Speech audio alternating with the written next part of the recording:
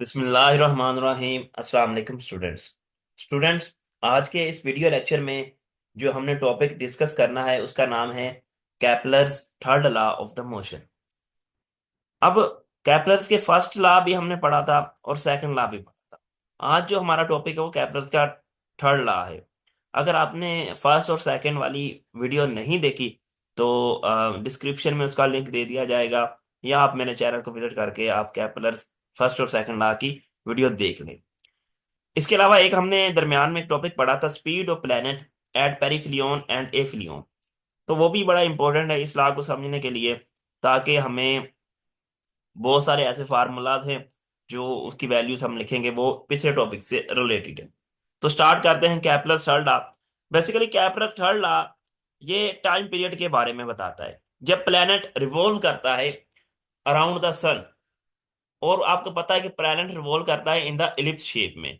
तो elliptical shape में जब प्लैनेट रिवॉल्व करेगा तो उसका टाइम पीरियड क्या होगा, उसका डिस्टेंस और टाइम का रिलेशन क्या होगा। तो बेसिकली ये हमें बताता है कैपलर्स का थर्ड लॉ। तो स्टार्ट करते हैं। सबसे पहले देखें, कैपलर्स के थर्ड लॉ की तरफ आते हैं हम। सबसे पहले उसकी स्टेटमेंट सबसे पहले उसकी स्टेटमेंट को समझते हैं कि बेसिकली हमारे पास स्टेटमेंट क्या चीज है। देखिए स्टेटमेंट ये है, The square of the orbital period of a planet is directly proportional to the cube of semi-major axis of its orbit। यानी कि जो टाइम पीरियड है, ठीक है, टाइम पीरियड है, उसका जो स्क्वायर होगा वो डायरेक्टली प्रोपोर्शनल किसके होगा, semi major axis of the orbit या ऑफ द एलिप्स कह सकते हैं आप, जो भी आपको इजी लगे। ये हमारे पास उसकी स्टेटमेंट है। इसको मैथमेटिकली ऐसा लिखा जाता है, T square is proportional to the A cube.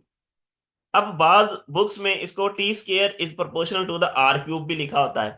Basically इन दोनों में डिफरेंस ये है कि जो आर क्यूब है वो सर्कल के लिए है। अब अगर हम मान लें कि जो हमारा प्लेनेट है वो एक सर्कल की शेप में मूव करता है, देन हम लिखेंगे आर क्यूब। लेकिन चूंकि हमें पता है फर्स्ट और सेकंड लॉ में हम पढ़ चुके हैं कि सर्कल में रिवॉल्व नहीं करता बल्कि वो तो एलिप्स की शेप में रिवॉल्व करता है। तो देन वहां पर हम क्या लिखेंगे, ए क्यूब लिखेंगे। ठीक है, वहां पर ए आएगा और सर्कल के में क्या आएगा, आर आएगा। अब ए है semi major axis of the ellipse. अच्छा, इसका एक, अगर हमारे पास दो डिफरेंट प्लैनेट्स हो, अगर हमारे पास दो डिफरेंट प्लैनेट्स हो, सपोज करें कि एक हमारे पास अर्थ है, दूसरा प्लैनेट हमारे पास मार्स है। हम दोनों का आपस में रिलेशन जानना चाहते हैं कि सपोज करें कि एक आप कह लें कि अर्थ का टाइम पीरियड हमें पता है कि 1 ईयर होता है।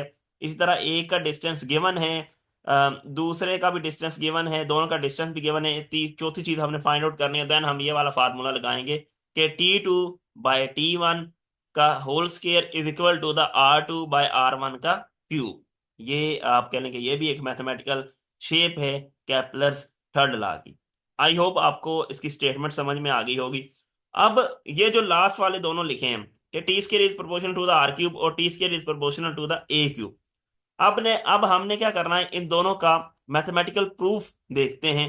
बेसिकली कि मैथमेटिकल प्रूफ वाकई ये इसके बराबर आता है या नहीं आता। तो सबसे पहले देखें, हम सर्कल वाले को सोल्व करेंगे, जो कि ज्यादातर बुक्स में सर्कल वाला ही सोल्व किया गया है।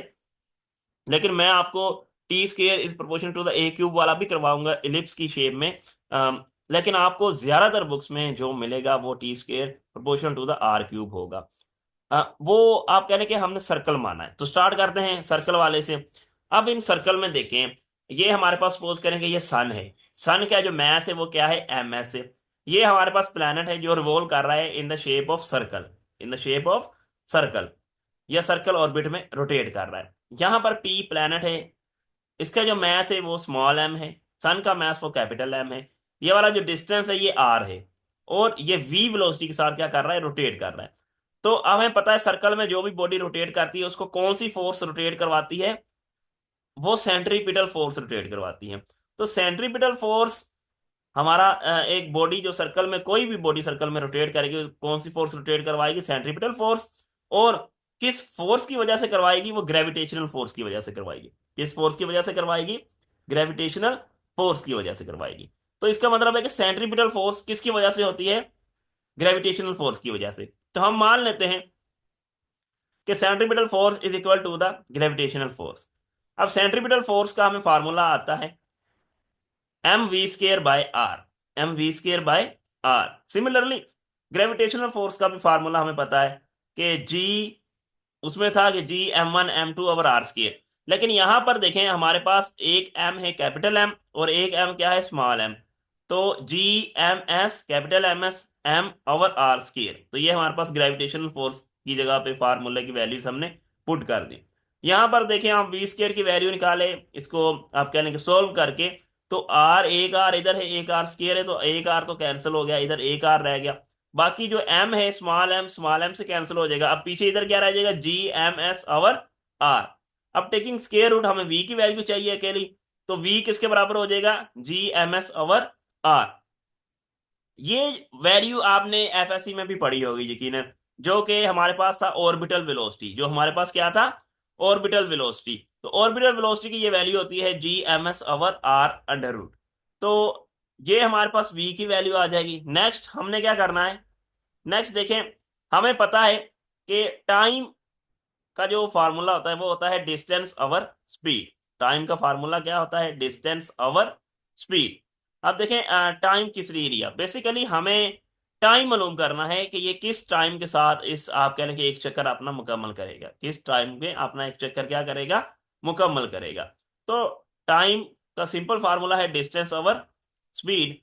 तो वहां से आप देखें वैल्यूज निकालें तो क्या आ जाएगी, T is equal to 2 pi R over V. यानी कि डिस्टेंस कितना कवर किया, देखें सर्कल में जब भी बॉडी रोटेट करेगी तो कितना डिस्टेंस ट्रेवल करेगी, 2 पाई आर। कितना डिस्टेंस ट्रेवल करेगी, 2 पाई आर। और उसकी स्पीड कितनी है, वो वी आ जाएगा स्पीड की जगह पे। वी की वैल्यू अभी हमने कैलकुलेट की थी, V equal to under root G M S over R पीछे वाले इक्वेशन में। तो आपने वो वाली वैल्यूज इधर पुट कर देनी है, वो वाली वैल्यूज पुट की।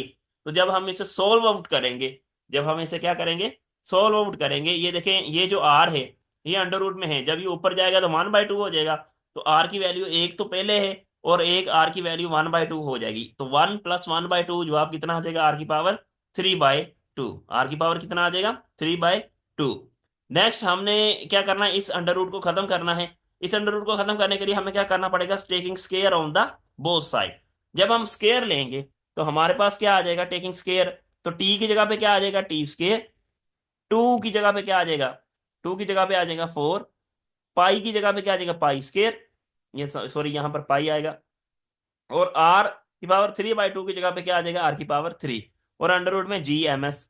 अब देखें इसमें 4 भी कांस्टेंट है, एक यहाँ पर पाई आना है, वो मिस्टेक है आप कर लीजिएगा, यहाँ पर पाई है। तो पाई भी कांस्टेंट है। G is the gravitational constant और M mass of the sun, mass हमेशा कांस्टेंट होता है। तो T square is proportional to the are cube. तो ये सर्कल वाला फार्मूला तो हमसे क्या हो गया, प्रूव हो गया। हमने प्रूव कर दिया कि ये इसका सोल्यूशन आ जाता है, इस तरह हम इसको सॉल्व आउट कर सकते हैं, इसे प्रूव कर सकते हैं। नेक्स्ट हम देखते हैं, जब प्लैनेट रोटेट करेगा in the shape of ellipse, in the shape of ellipse. अब प्लैनेट मूव कर रहा है इलिप्स की शेप में। तो हमने मान लिया कि यहां पर इस फोकस पर सन मौजूद है। और आप कह लें कि ये आपको पता है कि दिस इज द डिस्टेंस, ये वाला ए डिस्टेंस ए है और ये ही होता है semi major axis of the ellipse. अगर ये दो टोटल डिस्टेंस 2a हो जाएगा तो ये major axis of the ellipse हो जाएगा। सिमिलरली ये वाला जो डिस्टेंस है यहाँ से लेकर पी से लेकर यहाँ तक, तो ये बी है और ये minor axis of the ellipse होता है। तो हमने सन को इस फोकस पे मान लिया। और यहाँ पर जो आप कह लें कि हमारे पास प्लेनेट जब यहाँ पर पहुंचेगा तो उसके जो टाइम पीरियड होगा वो T1 होगा। ठीक है, यहां पर जब पहुंचेगा तो वो हमारे पास T2 हो जाएगा। सिमिलरली यहां पर जब वेलोसिटी होगी वो V1 होगी और यहां पर वेलोसिटी क्या होगी, V2 होगी। ये वाला जो डिस्टेंस है सन से लेकर यहां तक P तक, ये वाला डिस्टेंस R1 होगा और ये वाला डिस्टेंस क्या होगा, R2 होगा। तो स्टार्ट करते हैं। हमें कुछ फार्मूलाज जुबानी पता होने चाहिए ताकि हम इस क्वेश्चन को या इस क्वेश्चंस को हम सॉल्व कर लें। सबसे पहले देखें R1 की वैल्यू हमें पता होती है, ये मैंने फर्स्ट लेक्चर में आपको पढ़ाया था। R1 की वैल्यू किसके बराबर होती है, A × 1 + E, A × 1 + E। अगर आपको नहीं पता चला तो आप पीछे वाला लेक्चर देखें, देन आपको ये पता समझ आ जाएगी कि ये वाली वैल्यू कैसे आई। सिमिलरली इस अभी इससे लास्ट वाला टॉपिक था हमारे पास, speed of planet at perihelion and aphelion. उसमें हमने V1 की वैल्यू निकाली थी, उसमें हमने किसकी वैल्यू निकाली, V1 की, जो कि थी हमारे पास GMS over A × 1 - E over 1 + E। Similarly हम ये भी जानते हैं कि एरिया ऑफ द एलिप्स किसके बराबर होता है, पाई ए बी के। एरिया ऑफ द एलिप्स किसके बराबर होता है, पाई ए बी। और एक और इक्वेशन हम रिलेशन हमने फर्स्ट लेक्चर में पढ़ा था, B square is equal to A square into one minus E square. तो ये वो वैल्यूज है जो हमें पता होनी चाहिए इस इक्वेशंस को या इस क्वेश्चंस को सोल्व करने के लिए। तो हम स्टार्ट करते हैं। सबसे पहले आपने लेना है according to the Kepler second law. Kepler second law हमें क्या कहता है, the areal velocity always remain constant. अब एरियल वेलोसिटी किसके बराबर होती है, D A by D T. और कांस्टेंट जो हमने कहा है वो किसके बराबर होता है, एल बाई टू एम। तो केपलर सेकंड लॉ हमारा हो गया कि D A divided by D T is equal to the L by two M. वो किसके बराबर हो गया, एल बाई टू एम के। सिमिलरली अब चूंकि डी ए आप कहने के छोटा सा एरिया है, हमें पूरा एरिया चाहिए, तो अब हम डी ए की बजाय अकेला ए लिख देंगे। सिमिलरली डी टी जो है वो छोटा सा टाइम है, हमें पूरा टाइम पीरियड चाहिए, तो हम उसकी जगह पे टी लिख देंगे। तो a by t equal to l by two m. अब a area of the ellipse हम जानते हैं, उसकी वैल्यू क्या आ जाएगी, pi a b over t equal to l by two m. अब हमें पता है ये भी कि एल होता है एंगुलर मोमेंटम। एल क्या चीज है, एंगुलर मोमेंटम।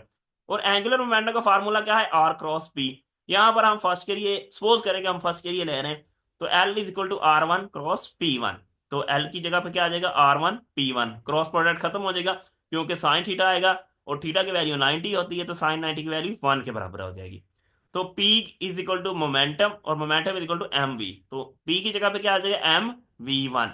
ठीक है, तो L is equal to are one M we one.